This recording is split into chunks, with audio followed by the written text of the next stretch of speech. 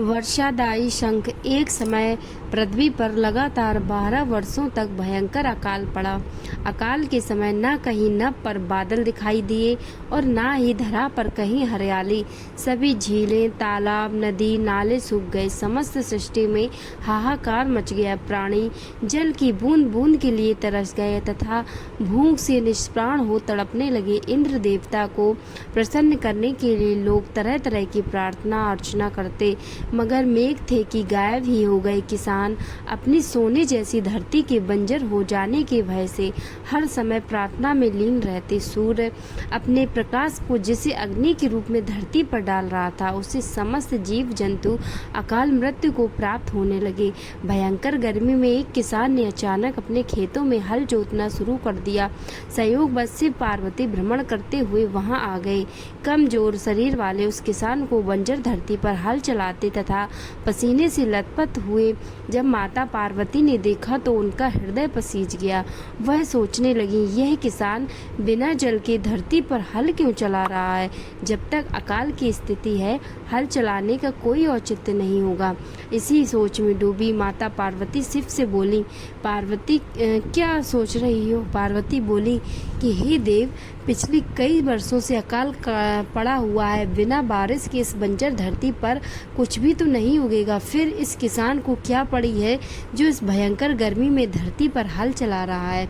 इससे वह स्वयं भी परेशान हो रहा है तथा बेचारे भूखे प्यासे बैल भी परेशानी में है। क्या इस किसान को लगता है कि वर्षा होगी? शिव बोले, नहीं, इसे कोई पूर्वाभास नहीं है कि वर्षा होने वाली है।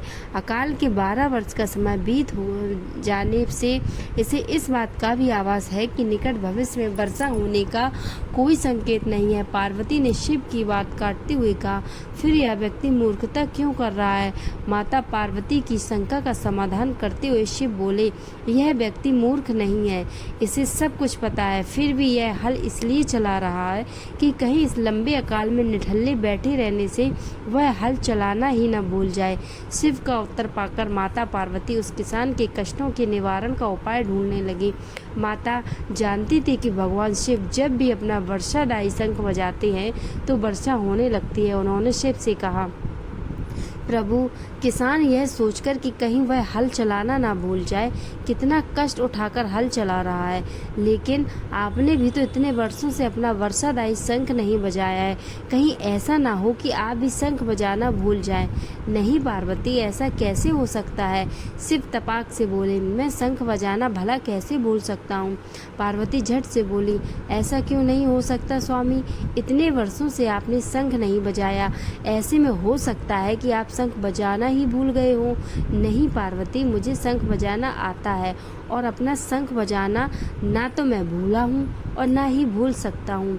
शिव ने पार्वती की शंका निवारण के प्रयास में कहा, मगर पार्वती अपनी जगह अडिग थी। कहने लगी, प्रभु, यदि ऐसा नहीं है तो एक बार बजाकर क्यों नहीं देख लेते? पार्वती की बात सुनकर शिवजी को लगा कि वे संदेह में घिर गई हैं। संदेह निवारण के लिए उन्होंने तुरंत अपनी झोली से वर्षादायी शंख निकाला और पूरे वेग से उसे बजाने लगे। बस फिर क्या था, शंखनाद होते ही समूचे आकाश में मेघ घेराए। काले रंग के घनघोर बादल आकाश में हो और बारिश ना हो, ऐसा भला कैसे होता? शिव पूरे वेग से शंखनाद करते रहे और मेघ भी पूरे जोर से बरस पड़े। देखते देखते मूसलाधार बारिश होने लगी। समूची धरती जलमग्न हो उठी। इतनी बारिश हुई कि सारी धरती की प्यास बुझ गई। किसान नाचने लगे, मानव ही क्या पशु पक्षी भी शिव की इस कृपा से धन्य हो उठे। माता पार्वती इस समूचे संसार की प्रसन्नता से गदगद हो उठी।